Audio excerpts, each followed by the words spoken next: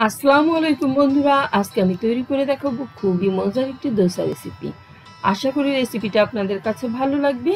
আজকে আমি তৈরি করব মশলা দোসা। এটা কিভাবে খুব সহজভাবে তৈরি করা যায় সেই রেসিপিটাই আমি আপনাদের সঙ্গে আজকে শেয়ার করব। তো চলুন মূল রেসিপিতে চলে যাওয়া যাক। আমি এখানে একটা ব্লেন্ডারে যা নিয়েছি, এতে দিয়ে দিচ্ছি শুকনো চালের গুঁড়া।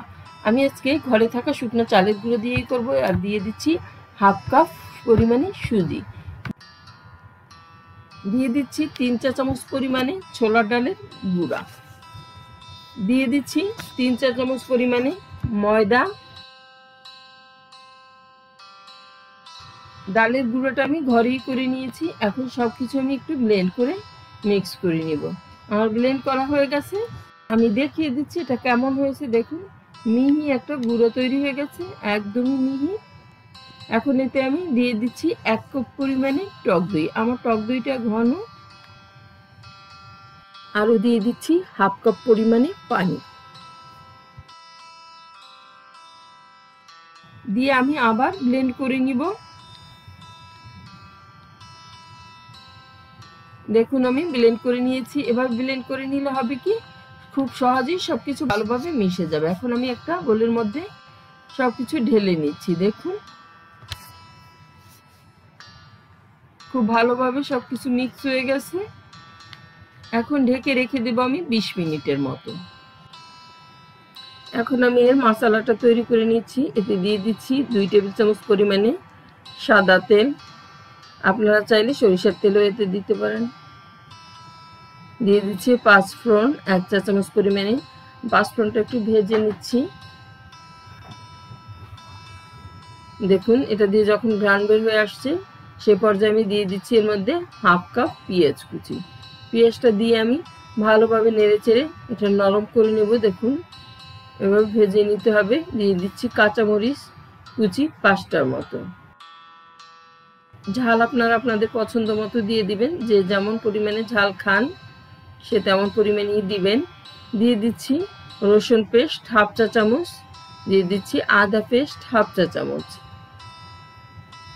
দিয়ে আমি আবারও একটু ভেজে নিচ্ছি যেন এর কাঁচা গন্ধটা না থাকে। এখন এই পর্যায়ে দিয়ে দিচ্ছি আমি লাল মরিচের গুঁড়া হাফ চা চামচ, হলুদের গুঁড়া 3-এর 1 চা চামচ। দিয়ে আবারও একটু কষিয়ে নিচ্ছি। সুন্দরভাবে কষিয়ে নিতে হবে।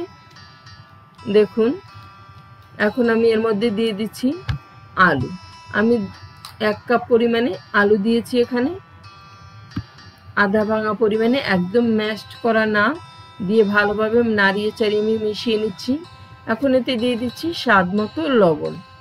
লবণ দিয়ে আমি একটু মিশিয়ে নেব সব কিছু। দেখুন, আমি মিশিয়ে নিচ্ছি। আর আপনারা চাইলে আলুটা পুরো ম্যাশড করেও নিতে পারেন। দিয়ে দিচ্ছি হাফ কাপ পরিমাণে পানি, যাতে সমস্ত মশলা আলুর সঙ্গে ভালোভাবে মিশে যায়। এবার নাড়িয়ে চাড়িয়ে ভালোভাবে মিক্স করে দিতে হবে। দেখুন, মেশানো হয়ে গেছে। এর মশলাটা আমার তৈরি হয়ে গেছে। এর মধ্যে দিয়ে দিচ্ছি ধনেপাতা। ধনেপাতা আপনাদের পছন্দ মতো দিয়ে দিবেন, আর ইচ্ছে না হলে নাও দিতে পারেন। এটা তৈরি হয়ে গেছে। এটা কিন্তু আমরা চাইলে রুটির সঙ্গেও খেতে পারি। এখন আমি চুলায় আবার একটা প্যান বসিয়ে দিয়ে এতে দিয়ে দিচ্ছি 1 টেবিল চামচ পরিমাণে তেল। তেল দিয়ে আমি দিয়ে দিচ্ছি রসুন 2 টেবিল চামচ। এখানে আমি রসুন আর মরিচের একটা চাটনি তৈরি করব। দিয়ে দিচ্ছি পেঁয়াজ, দিয়ে দিচ্ছি টমেটো, দিয়ে দিচ্ছি 1 টেবিল চামচ পরিমাণে বাদাম, দিয়ে দিচ্ছি 7টার মতো শুকনো মরিচ। দিয়ে আমি একটু ভালোভাবে নেড়ে চেড়ে ভেজে নেব। একদম ভাজবো না, জাস্ট নরম করে হালকা কালার আসা পর্যন্ত আমি এটা ভাজবো। দিয়ে দিচ্ছি স্বাদ মতো লবণ। দেখুন, আমি ভেজে নিচ্ছি। এটা একদম পুড়িয়ে ফেলা যাবে না, হালকা একটু ভেজে নিতে হবে। আমার ভাজা হয়ে গেছে। এখন আমি ব্লেন্ড করে নিব এটা। এদিকে আমার ব্যাটারটাও রেডি হয়ে গেছে। আমি এর ঘনত্বটা একটু দেখিয়ে দিচ্ছি। দেখুন কেমন হয়েছে।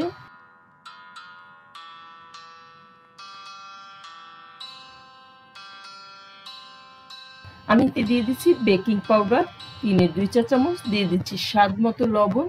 দিয়ে ভালোভাবে মিক্স করে নিতে হবে যেন কোনো দলা পাকিয়ে না থাকে ভিতরে। আমি মিক্স করে নিচ্ছি। বেকিং পাউডার আগে দেওয়া যাবে না, এটা ভাজার আগে আগে দিয়ে গুলিয়ে নিতে হবে। দেখুন, আমার মিক্স করা হয়ে গেছে। আমি চুলায় একটা প্যান বসিয়ে দিয়েছি। প্যানটা গরম করে পানি ছিটিয়ে দিতে হবে, এর তাপমাত্রাটা যেন একটু কমে আসে তার জন্য।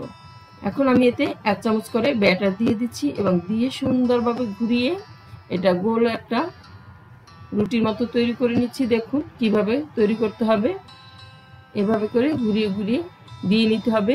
এর উপরে আমি বাটার দিয়ে দিচ্ছি। দেখুন বাটারটা আমি সবখানে সুন্দরভাবে লাগিয়ে দিয়েছি। এখন দিয়ে দিচ্ছি আমি যে রসুন আর মরিচের চাটনিটা তৈরি করেছিলাম সেটা, এটা সুন্দরভাবে সব জায়গায় দিয়ে দিতে হবে এবং দিয়ে দিচ্ছি টমেটো কুচি, দিয়ে দিচ্ছি পেঁয়াজ কুচি। এখন আমি সবখানে সুন্দরভাবে লাগিয়ে নিচ্ছি। দেখুন এর টেস্টটা অসাধারণ, এরকম আপনারা বাসায় তৈরি করবেন, দেখবেন এর কতটা স্বাদের হয়। দিয়ে দিচ্ছি আলুর মাছালাটা, এটা একটু লম্বালম্বিভাবে আমি দেখুন লাগিয়ে নিচ্ছি। যখন দেখবেন যে দোসাটা পোড়া পোড়া হয়ে আসছে তখন রোল করে নিতে হবে। দিয়ে দিচ্ছি কিছুটা ধনে পাতা কুচি। দেখুন এটা নিচের দিক দিয়ে অনেকটাই লাল লাল হয়ে আসছে। আমি এখন এটা রোল করে নিব। আপনারা চাইলে যে কোনো আকারেরই শেপ দিয়ে এটা ভাঁজ করে নিতে পারেন। আমি রোল করে নিচ্ছি। একটা তৈরি করা আমার হয়ে গেছে। এভাবে আমি সবগুলি তৈরি করে নেব। আর আপনারা যারা ননস্টিকের প্যানে তৈরি করবেন তারা কখনই আগে তেল দিবেন না, তাহলে দোসার এই সুন্দর কালারটা আসবে না।